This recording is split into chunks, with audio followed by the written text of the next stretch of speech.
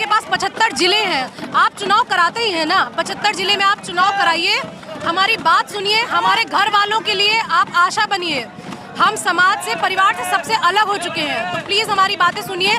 हम कोई आंदोलनवादी नहीं, हम इन सड़कों से हटना चाहते हैं, हम अपने कमरों में जाके पढ़ना चाहते हैं, हमें यहाँ नहीं बैठना है। कहाँ से हो आप? रायबरेली। क्या कहोगे इस प्रोटेस्ट को लेकर? सर, हम लोग इसके पहले भी कई बार प्रोटेस्ट कर चुके हैं। आरओ का जब लीक हुआ तभी प्रोटेस्ट किया, फिर अभी नॉर्मलाइजेशन के अगेंस्ट कर रहे हैं। मान लीजिए हम यहाँ 3 लड़कियाँ बैठी हैं, बचपन से हम लोगों के घर में ख्वाब दिखाया जाता है कि फाइनेंशियल इंडिपेंडेंस बहुत ज़रूरी है, सारे सपने छोड़ के नौकरी की तैयारी करते हैं, लेकिन उसके बाद वहाँ धांधली, और आयोग आके पूरी निर्ममता से कहता है कि हम अभी 1-2 शिफ्ट में एग्ज़ाम कराना चाहते हैं, हम 1 शिफ्ट में एग्ज़ाम नहीं कराएंगे। हम सब सुबह से भूखे प्यासे यहाँ पे पड़े हैं, हमें घर में होना चाहिए था, लाइब्रेरी में होना चाहिए था, पढ़ना चाहिए था, लेकिन सड़कों पर पड़े हैं, अपने माँ बाप से ब्लॉक होकर यहाँ पर पड़े हैं। घर वाले बात नहीं करना चाहते, समाज हम पे दंगाई आंदोलनवादी का नारा लगा रहा है, टैग लगा रहा है, लेकिन हम सब यहाँ सड़कों पर पड़े हैं सिर्फ इसलिए। आयोग सुन लेगा तो हमारी ये नॉर्मलाइजेशन की जो पद्धति है वो शुद्ध एक तुक्का है, जो हर एग्जाम में वैसे ही साबित हुई है, तो हम इस तुक्के को कैसे बर्दाश्त कर लें। और 1 महीने पहले आयोग नोटिस दिखाकर हमें कहता है कि हम नॉर्मलाइजेशन करा रहे हैं। क्या हम छात्रों का इतना भी अधिकार नहीं है कि हमें इस पद्धति के बारे में थोड़ा भी पता चले? हमारे घर वाले आज हम सबसे किनारा करके हर पैसे रोकने की धमकी, घर से बाहर बुला लेने की धमकी, शादियों की धमकी, हर तरीके से दबाव हम पर है। यहाँ आज सड़कों पर बैठ के अगर बोतल बजा रहे हैं, ये भविष्य हम सब ने 21 साल की उम्र में नहीं देखा था, लेकिन हम लोग अपनी आयोग आखिरी तक 1 शिफ्ट 1 एग्जाम के लिए लड़ते रहेंगे। योगी जी से दरख्वास्त है, आप कन्या पूजन अगर करते हैं तो हम सब भी आपकी कन्याएं हैं, हम सब की तरफ नज़र देखिए।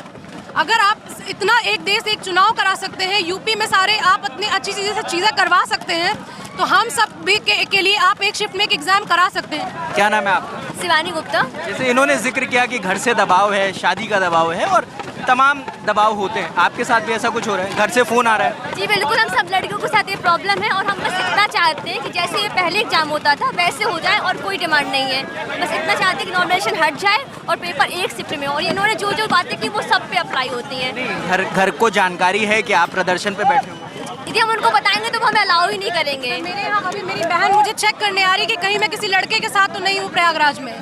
ये घर से सुबह ट्रेन में बैठने से पहले ये दबाव होता है एक छात्र के ऊपर, क्योंकि हमारे पास ये सुविधा नहीं है कि हम यहाँ आकर खड़े हो सकते हैं, हमारे पास कोई नेता का हाथ है हम पे कि हम कोई आंदोलन करके, या आयोग हमें आकर एक निर्मम तरीके से आके बोलता है हम 2 शिफ्ट में, और ये जो नॉर्मलाइजेशन की पद्धति है वो हमारे लिए है। क्या हम इतने नादान उन्हें मूर्ख लगते हैं कि उन्हें समझ नहीं आ रहा है कि हम माँ बाप से लड़के सिर्फ आयोग के खिलाफ धरना देने बैठ जाएंगे?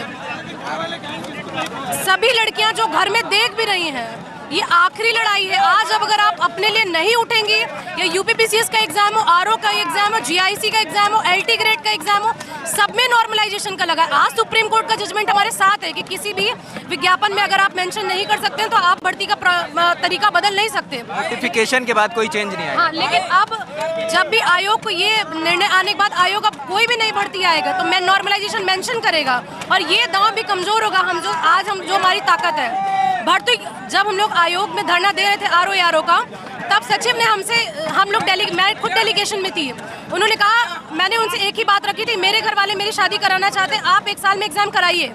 उन्होंने कहा हम 1 साल में एग्जाम। किससे बात हुई थी आयोग में जो सचिव महोदय हैं, जब लास्ट आरओ का प्रोटेस्ट हो रहा था लीक में, तब भी हम इन सड़कों पर बैठे थे, तब उन्होंने कहा आरओ की भर्ती 1 साल में फाइनल होगी, हम खुद भर्ती करेंगे, और हम छात्राओं का विशेष ध्यान रख रहे हैं, क्योंकि हम लोग टाइम बॉम्ब की तरह जिंदगी जीते हैं अपनी, क्योंकि हर समय रेत की तरह समय घट रहा है हम लोगों का। तो सचिव ने कह दिया, और आज उसी सचिव का कोई अधिकारी या इसी आयोग का अधिकारी आके कहता है हम 2 शिफ्ट में कराएंगे, दिसंबर में ही करा लेंगे। आज हम जो धरने पे बैठे हैं, क्या हम पढ़ रहे हैं घर में बैठ के, जो हम 6 दिसंबर को एग्जाम देके हम टॉप भी कर देंगे? आयोग सचिव की तरफ से क्या किसी भी अधिकारी कोई आया आपसे मिलने, क्या बोला? अभी आयोग के अधिकारी कुछ देर पहले हम लोग के सुबह शाम तक बैठने के बाद आते हैं। उन्होंने कहा है ये जो आपकी पद्धति, नॉर्मलाइजेशन की पद्धति है, ये बहुत ही वैज्ञानिक है, ये आप सबके लिए भले के लिए हुई है, और आप घर जाइए पढ़िए, एग्जाम 2 शिफ्ट में होगा, 7 और 8 दिसंबर को होगा, और आरओ 22 और 23 दिसंबर को होगा। तो आयोग की ओर से कोई भी उम्मीद अब हमें है भी नहीं, क्योंकि आरओ का जो लीक हुआ है, आज तक आयोग ने एक नोटिस नहीं निकाली है कि उसने लीक हुआ भी है उसके आयोग से। निरस्त का एक आयोग से जब बात करने जाओ तो आयोग कहता है संवैधानिक संस्था है, इसमें मुख्यमंत्री कुछ नहीं कर सकता, और मुख्यमंत्री के ट्वीट से हम लोग की भर्ती परीक्षा निरस्त हुई है। आज तक आयोग का ट्वीट नहीं है, तब ये आयोग संवैधानिक नहीं है। तो आयोग से मेरी अब कोई उम्मीद नहीं है हम छात्राओं को। अब योगी जी से, मुख्यमंत्री से हमारी उम्मीद है कि हम छात्राओं की सुनिए, हमें अपने घर, अगर आप हमारी सुरक्षा को ध्यान रखते हैं, हमें अपने घर सुरक्षित भेजिए अब यहाँ से। आप एक ट्वीट कीजिए, आपके ट्वीट से हम सब अपने घर चले जाएंगे। और हमारा पूर्व मुख्यमंत्री अखिलेश यादव ट्वीट कर रहे हैं आप, उसे अखिलेश यादव जी ट्वीट कर सकते हैं, आइए ना हमारे बीच। अखिलेश यादव हो, राहुल गांधी जी, आइए ना हमारे बीच। अगर आपको सच में हमसे संवेदना है, या केशव प्रसाद मौर्य जी हैं, विपक्ष प्रियंका वाड्रा लड़कियों की बात करती, क्यों नहीं आती आज लड़कियों का?